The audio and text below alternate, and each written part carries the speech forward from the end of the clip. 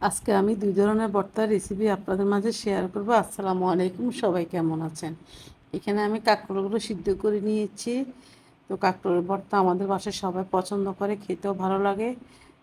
যে কাঁকড়ের সিজনে যে বাতি বাতি যে কাঁকরোলগুলো হয়, এগুলোতে আমি ভর্তা করে খাই। রান্নার চেয়ে আমি ভর্তাটা আমার বেশি পছন্দ কাঁকরোলের।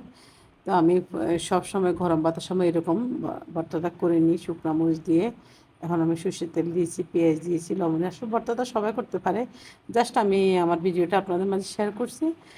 এখন আমি এখানে মিষ্টি কুমড়ার ভর্তাটা করব। পেঁয়াজ, শুকনো মরিচ, লবণ সবগুলো কষতে নিচ্ছি। তো আমি এই কাঁকরোল আর মিষ্টি কুমড়া একসাথে সিদ্ধ করে নিয়েছি।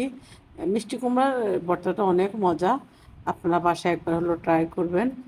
তো আমার বাসায় সবাই পছন্দ করছে, খেতেও ভালো লাগছে, কারণ এ তো সবসময় পাওয়া যায় না আর সবসময় করা যায় না। মাঝে মধ্যে যখন বাসায় কুমড়া নিয়ে আসে তখন মিষ্টি কুমড়ার ভর্তাটা করি।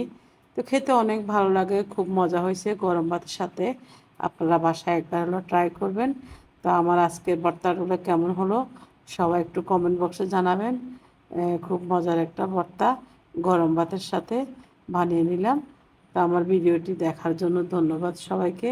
সবসময় পাশে থাকবেন, আমার চ্যানেলটা সবাই সাবস্ক্রাইব করবেন। ধন্যবাদ সবাইকে।